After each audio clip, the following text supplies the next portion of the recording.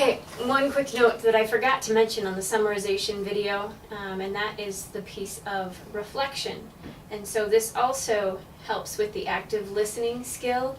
So what I want you to do now is, after you watch this second video, go back and watch the first video and try to pinpoint the times when I reflected something back to Susan. That's pretty important, and it invites more dialogue with the person. They're really going to open up a little bit more. You'll see when it happened. I did it a few times. Reflection of feeling. Can you point it out? Go back and watch the video. I said irritated. The other piece about reflection is that the words are not lengthy. They're just a few short, sweet, what I call popcorn statements that you just give back. You reflect back to the person. And it's almost verbatim what they said. So that is the difference between a reflection and a summarization. The summarization, you are chunking everything they said into a smaller piece and then giving it back to them. With reflection, you are taking exactly what they said and reflecting it back to them. So when I use the word irritated and I sent it back to Susan, you'll notice, go ahead, take a look, watch that video again at how she responded to that. She opened up a little bit more. So that was an example of reflection of feeling. There are a few other reflections in there. The other one I want to talk about is reflection of content. And that's where I just stated back simply the last 3 or 4 words of the sentence that Susan said right before she ended her statement. So take a look for those. I'm not going to give you any more of a clue as to where those are, but really what it does is it shows the client again, or in this case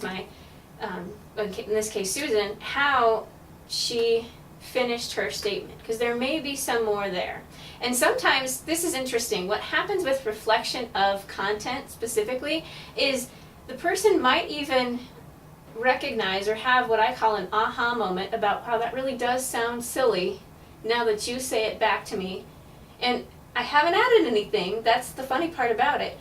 But sometimes when somebody says it, they don't think that it sounds silly coming out of them, but when somebody else says it back to them, they're like, wow, yeah, that sounds vain.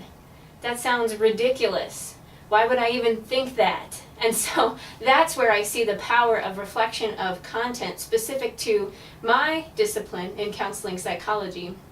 And you might be able to find sustainability thinking blunders in other people just by simply using reflection of content towards them, helping them to see that sometimes some of the things that they say about global warming sound kind of silly when they say them out loud if they're not as educated as you all are in this Masters of Sustainability program about those environmental concerns. They might say something about recycling that sounds incredibly naive. Once you reflect it back to them, oh, okay, wait a second. It kind of brings up an aha moment for them. And you would rather have them do that than for you to point it out to them. Because once they've kind of engaged in this self-discovery process, that can lead towards change. If I tell them, hey, you need to change your practices in recycling, or hey, you need to do this, not necessarily going to assist them. All right, go back, take a look at that video, and see if you can find those key points.